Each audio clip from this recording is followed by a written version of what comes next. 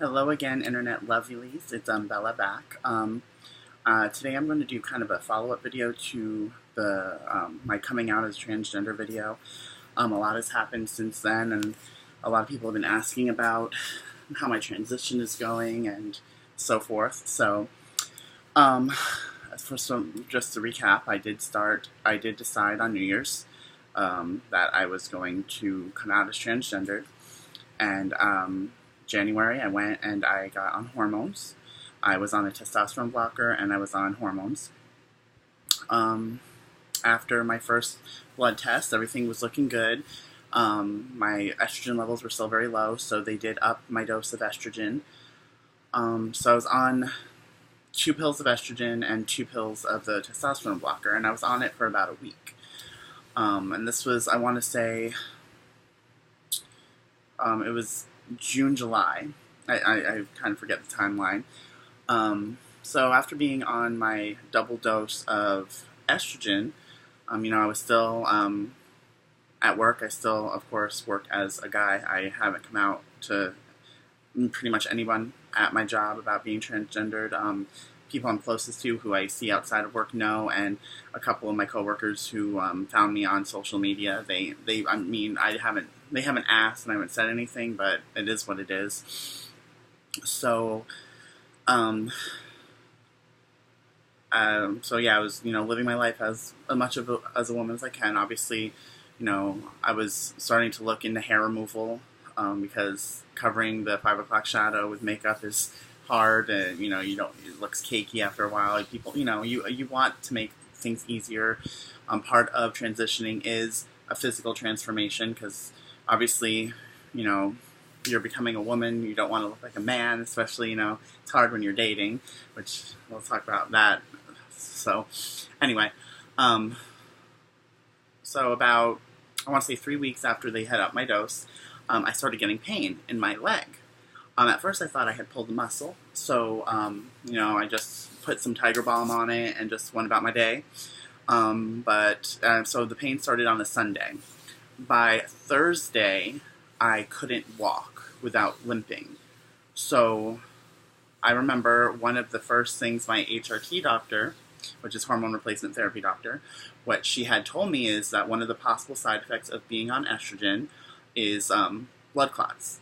And also, that's the same thing that can happen to women who take birth control. The boost in the hormone, women are more prone to blood clots anyway. So, that was in my mind, and I just happened, I was watching on Netflix the newer 90210, and one of the characters on there was on, I believe, some kind of hormone to make it easier for her to get pregnant, and she got a blood clot, and the thing that kind of they found that she had one was because of pain in her leg. So that started the wheels turning in my head. One of the nurse practitioners I work for, she was nice enough to give me a script to go get a Doppler done, and I did, and it turns out I had 3 blood clots in my left leg. I made it to the hospital, where I was told to immediately stop the hormones and the thyroid, the testosterone blocker, and I was given Lovenox, which is a blood thinner. They give it to you, they shoot it in your stomach, and I was then put on Eliquis, which is a blood thinner. Within about a couple days after being on Eliquis, my leg started feeling better, but then I ended up being allergic to Eliquis, so I ended up having to be switched to Xarelto, which is another blood thinner, which thankfully, so far, I haven't had any problems with.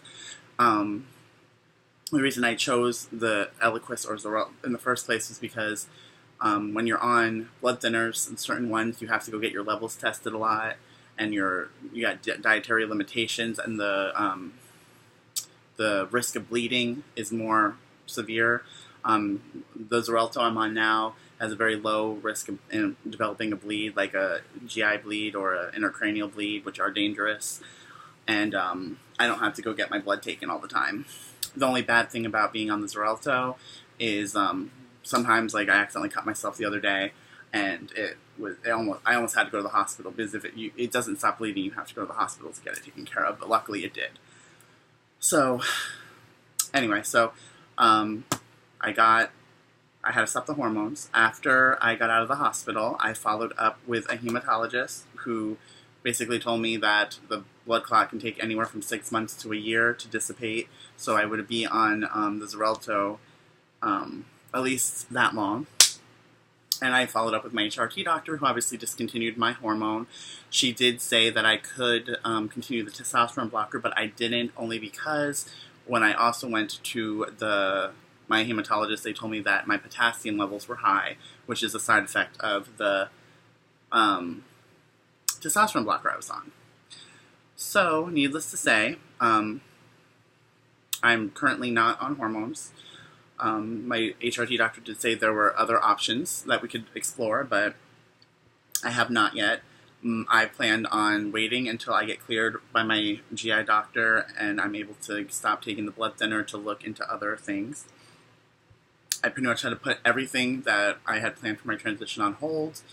Hair removal, little procedures to feminize the face, like I was going to get my lips done, I was going to, do certain things. Obviously, the hospital, even with insurance, and the medical bills that have been associated with the blood clot, including the follow-ups with the hematologist, are very expensive and have actually put me in a financial hardship right now, so I'm dealing with that. So right now, I still do everything the same, I still consider myself a woman, I wear makeup, but it is what it is.